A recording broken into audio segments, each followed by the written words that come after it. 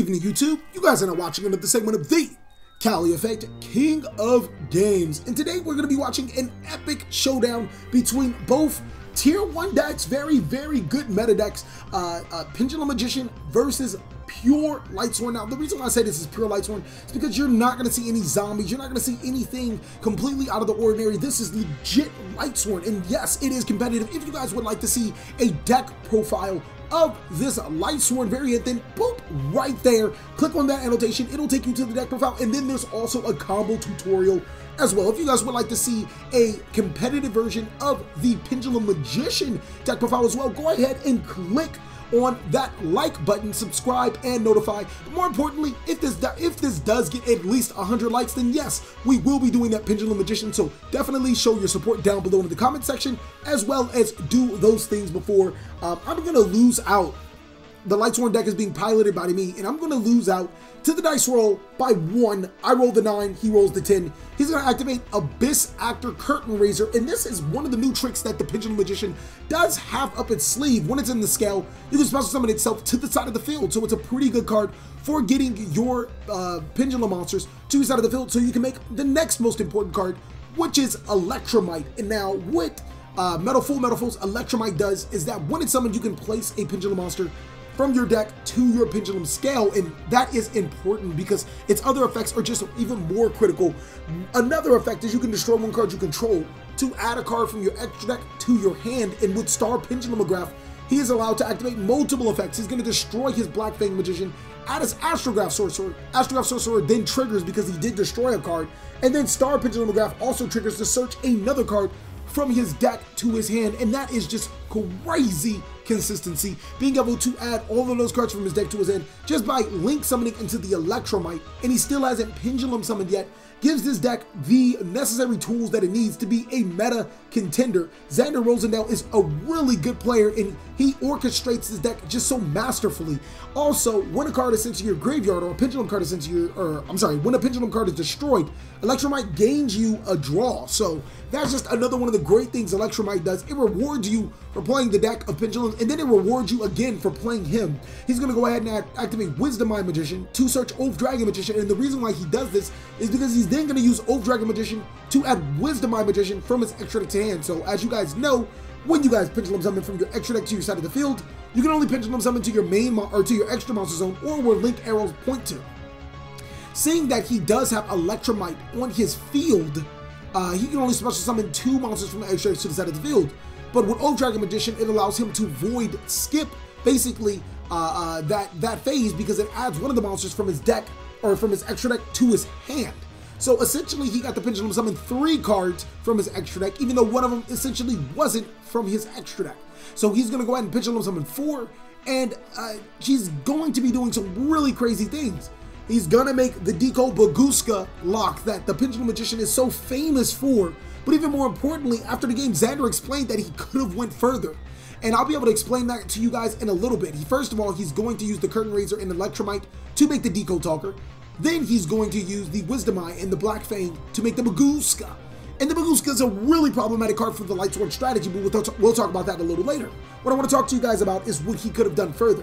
He could have used the Oath Dragon Magician and the Astrograph Sorcerer to make the Odd Eyes Absolute Dragon. So basically what Odd Eyes Absolute Dragon says is when it's into the graveyard, or when it's removed from the field, when it leaves the field actually, he can basically special summon Odd Eyes Vortex Dragon from his extra deck to his side of the field.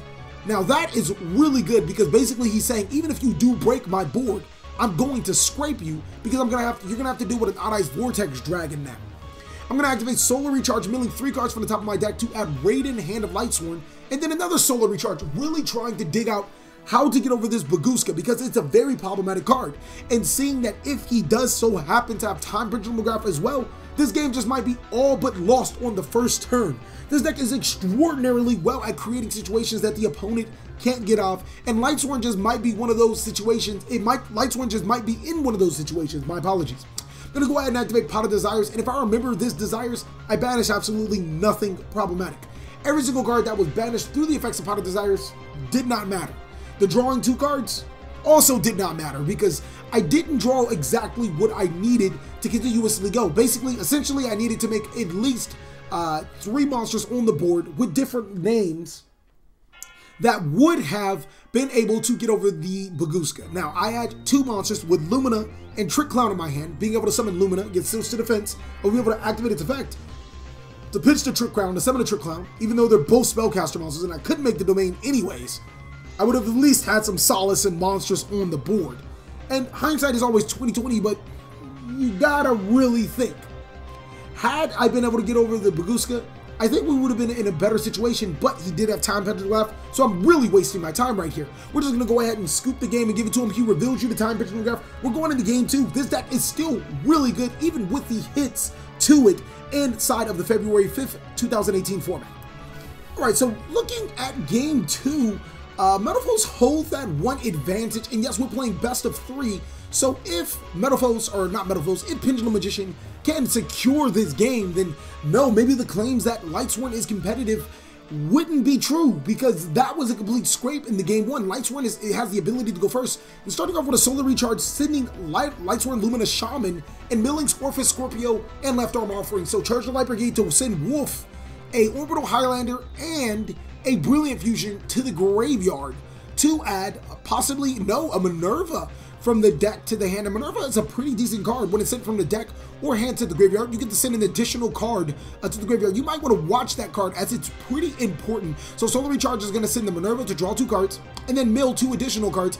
There should have been a 3rd card milled because Minerva was sent from the hand to the graveyard, but I think that was one small misplay that we both completely missed out. Obviously added that Minerva to mill the additional card, but then just completely forgot about it. Now Orbital Highlander is going to be special summoned to the side of the field because there are no monsters with the same name, and that's the glories of playing this particular Lightsworn build, is because outside of Wolf and Raiden, most of your Lightsworn monsters are one-ofs, which allows you to be able to freely play Orbital Highlander and be able to abuse their effects. Now Raiden's going to use the effect sending a Goblindenberg and another Orphan Scorpio from the deck to the graveyard, and that's going to put Lightsworns in a pretty good position, but no Fairy Tale Snow just yet. Left Arm Offering, no, not Left Arm Offering is going to be used. It looks like Orbital Highlander is going to be using his effect, and I want to highlight Orbital Highlander one time. Orbital Highlander is a really good card, and as long as you mill a card that happens to be different a name, then its effect won't resolve. So you can manipulate that to mill additional cards by targeting your own cards. Unfortunately, I did use it incorrectly this time, and the reason behind is because in order to activate and resolve Orbital Highlander's effect, you must also have monsters, or you must originally start with monsters with different names. If I can remember correctly, I did have monsters with the same name. But again, this kind of doesn't mean anything, as it was just filler to get cards in the graveyard, and none of those cards matter. I'm going to Left Arm Offering, not for Grass is Greener, for Foolish Burial to send Fairy Tale Snow to the graveyard. So my ending board is a Minerva, an Orbital Highlander, and a Fairy Tale Snow. And this board might not look as menacing as you think, but it's very, very menacing. This board can be a critical piece, and looking at the banished cards, the only bad card is Cypher Driver. The Raikou and the Felice are very good cards to have banished because now Lightsworn Shaman is alive. He's going to use Chronograph Sorcerer to summon Time Gazer Magician from his deck to his side of the field. Just another critical piece that he needs. Getting those 2 Pendulum monsters to be able to trigger off his Electromite is pretty essential. Next, he's going to activate a 2nd Chronograph Sorcerer and then a Black Fang Magician. And I don't think I have any responses since they're both 8 scales. I'm asking if it was a hard once per turn. He's going to use Wavering Eyes effect. I'm going to chain Orbital Highlander, targeting one of his scales. I'm going to send 3 cards from the deck to the graveyard, and then I'm going to chain Fairy Tale Snow. So keep in mind, this is the best thing about Orbital Highlander. On the resolution of the effect, as long as you have a monster or monsters in your graveyard that don't necessarily have the same name, you can activate and resolve Orbital Highlander. Again, this wasn't a misplay because I could have just used Fairy Tale Snow in activation to the Wavering Eyes, and then chained Orbital Highlander as Chain Link 2, and then chained the 2nd Fairy Tale Snow. Or actually, I wouldn't even have to chain the 2nd Fairy Tale Snow. So it would have been better for me. Reading Orbital Highlander is important, understanding its card text, and I definitely do understand its card text now, but I don't think that it changed the game too much in a situation where it would have been detrimental to both of us or would have decided the game. Even though I didn't resolve Orbital Highlander completely correctly, it still was used in its right tone, being able to disrupt the opponent's cards and destroy the opponent's cards, as well as abuse Fairy Tale Snow to not have the same names in my graveyard to my side of the field. Now going into game 3, that's right, Lightsworn actually did force that.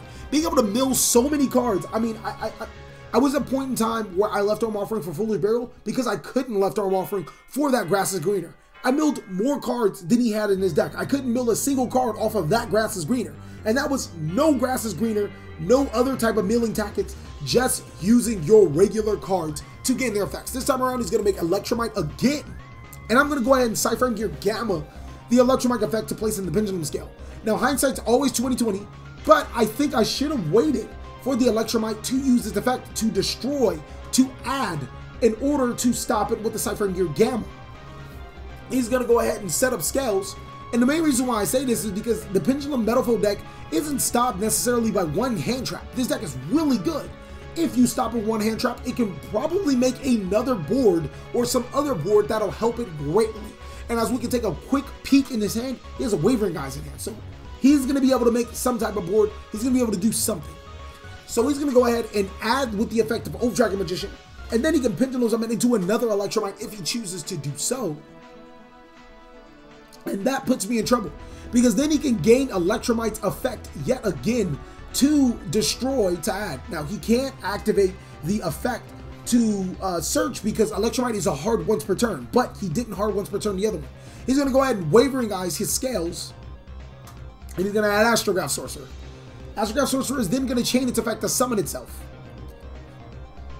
And then that is going to search him another card from his deck to his hand. That's going to be Black Fang Magician again. I'm not sure if he misplayed in any of these parts, but I think that making the Electromite again would have been... No, he doesn't have any scales. I'm not 100% sure how this deck runs. I'm going to have to like playtest with it a lot more. Again, you guys are going to be seeing a deck profile of it, so of course it will be fully explained. I will know everything about it by then. He's going to go ahead and use Wisdom Eye Magician. And then that effect is going to place another monster into a scale, which is going to be Purple Poison Magician. So nonetheless, he's still going to be able to make a pretty decent board. He's going to go ahead and Pendulum Summon for 1, 2, a million. So he's going to Pendulum Summon for the purple, or for the Black Fang, and then pass his turn. So Black Fang Astrograph from Sorcerer, but more importantly, he actually has Pendulum Scales. Now it's going to be really essential to him. I'm going to go ahead and activate Charge of Light Brigade, milling 3 cards from the deck to the graveyard, one being the Gemini Garnet. You guys have not seen Brilliant Fusion being activated. You guys have not seen the combo. So this deck is still really good without the combo. You don't need the Predaplant combo to go off. I'm going to go activate Charge of Light Brigade, adding Lumina Lightsworn from my deck to my hand. And I think even if Lightsworn does lose this game, you still can't knock the prowess of Lightsworn. It's an awesome deck. It does a lot of great things that can put opponents in pretty terrible situations. So I'm going to summon the Goblin Bird. Actually, I'm not going to summon the Goblin Bird. I remember that. It was the wrong card. I was like, yeah, summon, switch. No, don't do that. Don't do that. I need cards in my hand. So thinking about what can I resolve, I'm pretty sure I do have a left arm offering in my hand. I'm going to go ahead and normal summon Lumina, Lumina to summon Raiden, and then to summon the Trick Clown that was discarded by Lumina. And now I'm looking for the perfect play right now. I think I need a wolf to the graveyard. Left arm offering is going to be added, banishing the Powder Desires and the Goblin Bird. And then we're going to add That Grass is Greener. This is the perfect time to add That Grass is Greener because you don't necessarily need it. We're going to determine how many cards need to be sent from That Grass is Greener. And if I'm correct, it was 20. It was 20. No, it wasn't 20. It couldn't have been 20. I was at 9. Yeah, it was 20 cards. It was either 20, 21. You guys will find out very soon. But we're going to activate That Grass is Greener, milling the differential from our deck to the graveyard, hoping to get a wolf. If we get a wolf, then we're doing pretty well. So 1, 2, 3, 4, 5, 6. Those cards aren't that great to be used. Not really good. We milled the Minerva. So I didn't mill what I needed, but the Minerva mills the wolf. The Minerva's in there for the clutch. I needed 1 copy of Wolf to be able to make the board that I needed. Didn't mill it with the Grass is Greener, but the Minerva came through. Raiden's going to mill 2 additional cards from the deck to the graveyard, and that is insane. I told you guys to watch out for that Minerva. Attempting to send all 3, I'd actually go against sending all 3 to summon a monster. I'm going to summon them back, or I'm going to place them back on my side of the field, and then I'm going to use both the Lumina and the Raiden instead to make Michael. And you guys are going to see why I make the Michael before I just go ahead and make the Curious. It's going to be pretty interesting. You guys got to remember, I actually have to break his board. His Astrograph Sorcerer is pretty hefty at 2,500 attack. Michael's going to banish the Purple Poison Magician, and then all 3 monsters are going to make Curious. Curious's effect is going to send Feliz Navidad from the deck to the graveyard. Feliz is going to trigger to summon itself to the side of the field. And then Curious is going to use this other effect to send 3 cards from the deck to the graveyard. Glowbulb, Garnet, and another Felice. Now, Fairy Tale Snow is in the graveyard, so it's going to activate its effect by banishing 7 cards from the graveyard to summon itself. And Lightsworns are in control of this game. Another thing that I'll point out, I could have actually made an Omega with the monsters that I'm going to make by using all 7 cards to summon the Felice, not the Felice, I'm sorry, the Fairy Tale Snow, then using the Felice and the Snow to make Omega, banishing 7 more, and then summoning the Tornado Dragon, which I'm going to summon to break his other scale. So I legitimately broke his board with a very good board of my own, and it's pretty devastating for the opponent, or it's looking really devastating for Xander, and I think that's going to be the game. Thank you guys so much for watching another segment of the TheCaliEffect. If you guys want to see more content like this, go ahead and destroy that like button, destroy that notification bell, destroy that subscribe button. Really hope you guys enjoyed this deck. If you guys want to see the Pendulum Magician deck, post down below in the description. Also, for the people that want to see more deck profiles, there's going to be some deck profiles that won't be leaked or won't be on this channel. Go ahead and visit my Patreon, and there's so many awesome rewards. Again, thank you guys so much. Please like, comment, subscribe, but most of all, enjoy.